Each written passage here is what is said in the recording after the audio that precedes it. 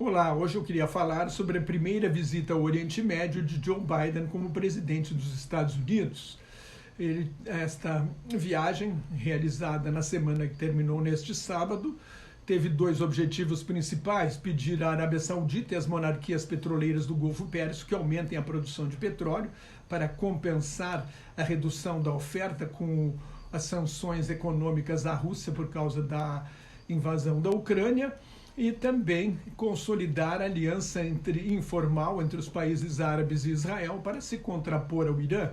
Há quem chama esta aliança informal de uma mini-OTAN no Oriente Médio. A OTAN é a Organização Tratado do Atlântico Norte, que reúne países da Europa e dos Estados Unidos, também o Canadá, originalmente era para conter a União Soviética, agora claramente era para conter a Rússia.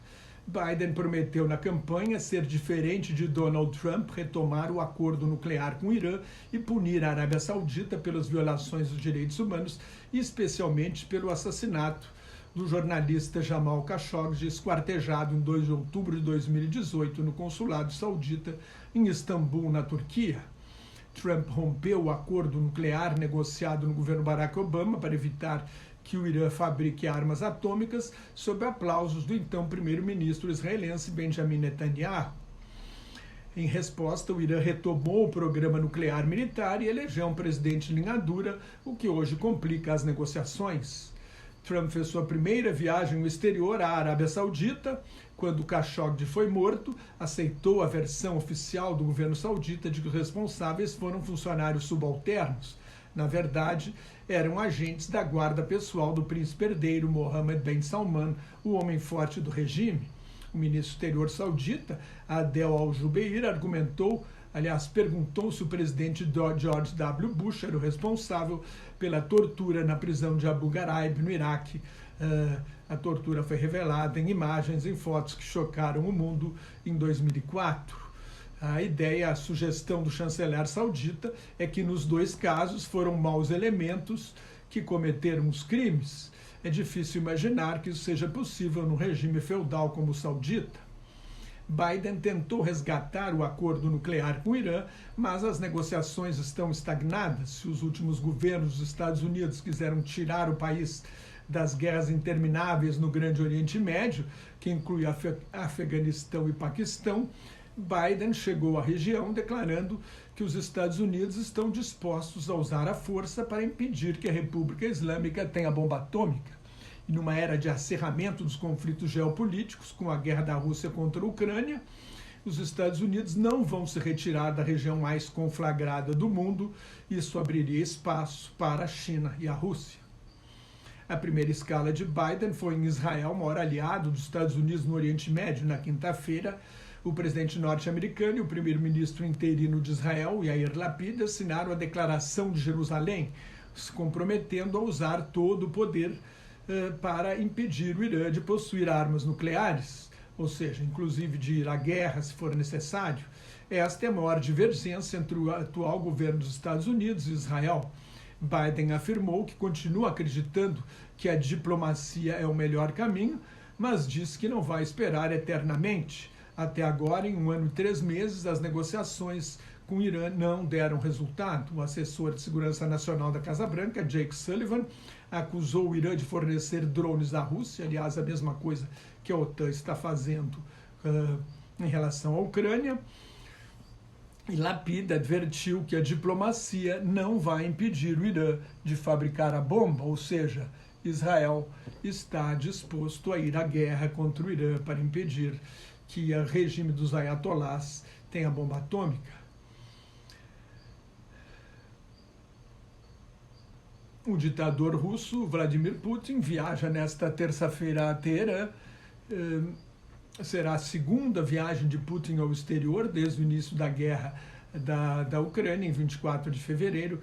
Se não me engano, a outra visita foi ao Tajiquistão, uma ex-república soviética. Em Israel, Biden diz que Jerusalém é a capital do país, como Trump reconheceu oficialmente ao transferir a embaixada dos Estados Unidos de Tel Aviv para Jerusalém. Biden arrumou um tempinho para encontrar o presidente da Autoridade Nacional Palestina, Mahmoud Abbas, em Belém.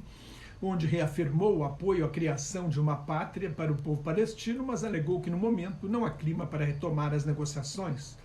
Biden também pediu esclarecimento da morte da jornalista palestino-norte-americana Shireen Abu Akleh, baleada e morta pelo exército de Israel. Israel realiza em 1º de novembro a 5ª eleição geral, desde abril de 2019, as 5ª eleições gerais, pouco mais de 3 anos e meio, né? 5 eleições em pouco mais de 3 anos e meio. E o Movimento Nacional Palestino está dividido. A Organização para a Libertação da Palestina controla a parte da Cisjordânia, que está sob administração palestina, e o Movimento de Resistência Islâmica, o Hamas, domina a faixa de Gaza. Seria um bom momento para a paz se os países árabes que estão estabelecendo relações diplomáticas com Israel exigissem como contrapartida a solução do problema palestino. Em agosto de 2020, nos Acordos de Abraão, os Emirados Árabes estabeleceram relações com Israel. Foram seguidos pelo Bahrein, o Sudão, o Marrocos e Omã. Mais uma vez, sem um Estado nacional que os defenda, a situação que o povo judeu enfrentou durante a Segunda Guerra Mundial, os palestinos foram abandonados. O ministro exterior saudita descartou a possibilidade de normalizar as relações com Israel sem a solução do problema palestino, mas não foi muito além da declaração. Biden também não faz grandes esforços. O presidente Barack Obama tentou várias vezes e enfrentou obstrução do primeiro-ministro Netanyahu. Em Jeddah, Biden se reuniu com líderes de 9 países árabes, prometeu manter o engajamento dos Estados Unidos na região para não ceder espaço geopolítico à China e à Rússia.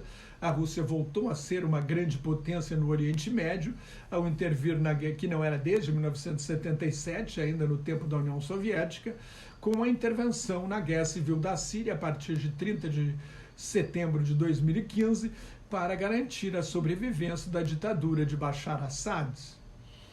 Os países árabes querem armas, querem dos Estados Unidos armas e o fim das negociações com o Irã. Biden está mais preocupado com o preço da gasolina e a inflação de 9,1% ao ano, a maior em 41 anos nos Estados Unidos, o que praticamente garante a vitória da oposição nas eleições parlamentares de novembro. O Partido Democrata deve perder a maioria que tem na Câmara e no Senado, o que na prática pode ser o fim do governo Biden, que terá muitas dificuldades de aprovar qualquer projeto. Vai precisar da ajuda da oposição. Na Arábia Saudita, o presidente norte-americano trocou um cumprimento de punho cerrado, o cumprimento da pandemia, com o príncipe maldito Mohammed bin Salman, acusado pelo brutal assassinato de Khashoggi. Como é ele que manda, na verdade, no país, Biden não teve como evitar, teve que engolir mais uma promessa de campanha. Caso contrário, a monarquia saudita poderia se aproximar da China, grande importadora de energia e grande rival estratégica dos Estados Unidos em médio e longo prazos. Em troca, a Arábia Saudita prometeu aumentar a produção de petróleo de 12 para 13 milhões de barris por dia. Se você gostou, assine meu canal no YouTube e leia meu blog Globalização em Crise. Me siga no Twitter, no Instagram e no Facebook, onde colaboro com o grupo Quarentena News. Muito obrigado e até mais.